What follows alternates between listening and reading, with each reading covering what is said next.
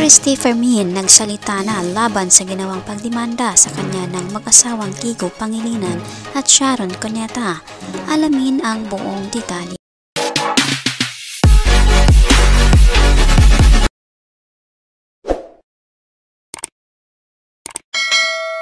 Magandang araw mga kaibigan, welcome back to our YouTube channel, Be Truth. Nitong araw, Martes, May 1, 2024, isa sa pinag-uusapan ng Showbiz Now na or SNN ang patungkol sa ginawang demanda ng dating senador na si Kiko Pangilinan at megastar na si Sharon Cuneta.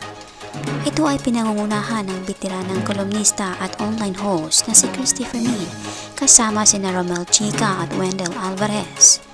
Sa kanilang episode, sinagot at ginlaro ni Christy Fermin ang mga binibintang sa kanila. Una na niyang sinabi, noong ilang episodes pa lamang di umano ang nakaraan, ay natalakay nila ay pinakamalalim na dahilan ng hindi pagkakasundo ng mag-inang Sharon Cuneta at Kissy Concepcion.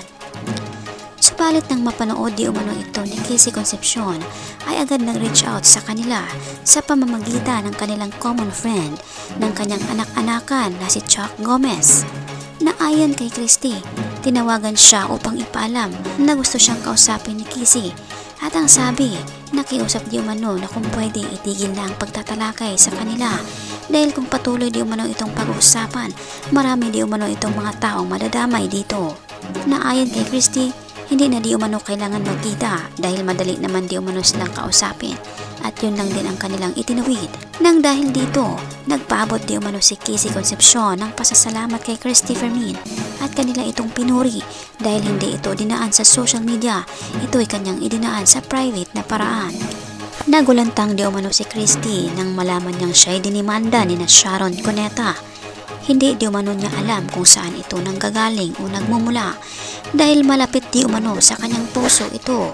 Kinlaro din ni Christy ang maling timeline na ibinahagi ni Sharon sa interview. Noong nag-reach out di umano si Sharon sa kanya taong 2021 di umano, panahon pa ng pandemya kung saan wala siyang pinipiling panahon para kausapin siya. Nagkwentuhan di umano sila ni Sharon, may halakhakan at iyakan si Sharon. Humihingi rin di umano ng advice o opinyon. Na ayon kay Christy, itong panahon na ito ay walang galit at tampo siya dito.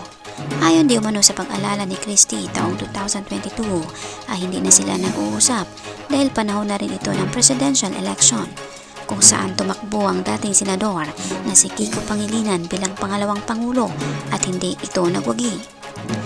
At dito na rin inamin ni Christy sa taong 2022 na hindi di umano niya naiintindihan at hindi niya tanggap sa kanyang sarili kung bakit tumakbo bilang pangalawang pangulo ang dating senador na si Kiko Pangilinan kalaban ang dating Senate President na si Tito Soto na itinuturing di umano ni Sharon na pangalawang tatay. Dagdag pa ni Christy patungkol di umano sa kasong libel o cyber libel na inihain laban sa kanya ay questionably.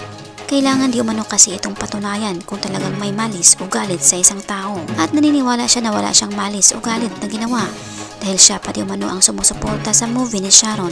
Ito ay kanilang pinopromote di umano halos araw-araw. Pati na rin di umano ang kanilang concert ni Gabby Concepcion ay kanilang ikinatuwa at pinopromote. At prangkang buwelta rin ni Christy patungkol sa pag-reach out ni Sharon Cuneta na hindi di umano ito sinagot ni Christy. Ayon kay Christy, may mga pagkakataon di umano kasi na si Sharon kulang sa paggalang at respeto sa oras ng kanyang kapwa.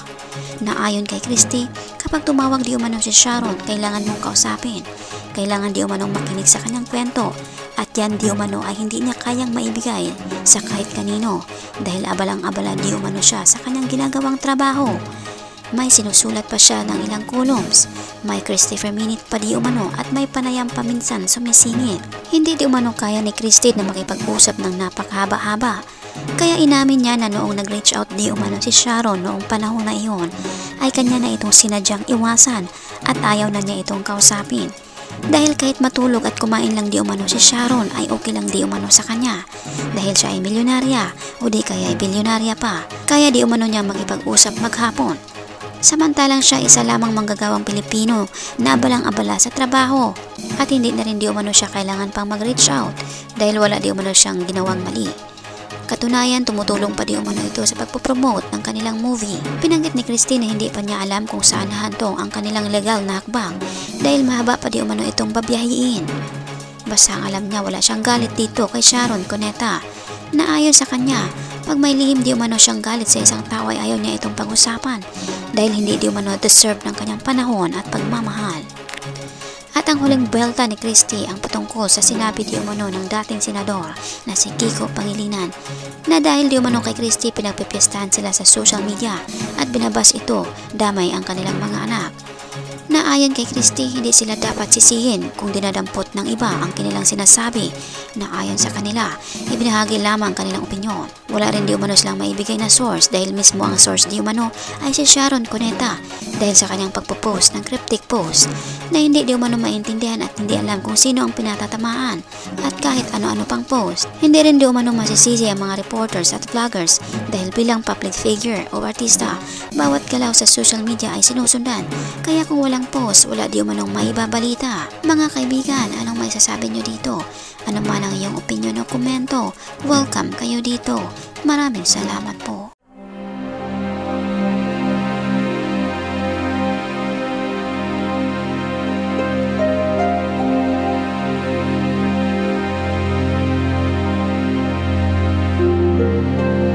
By the way mga kaibigan, mag-shoutout na naman po tayo sa mga latest or newest comment ng aming minamahal na viewers. Malakasang shoutout po kina Yashes Vlog, malakasang shoutout kay Susan Torres, at malakasang shoutout kay I Love Mahal Andindo Karaig.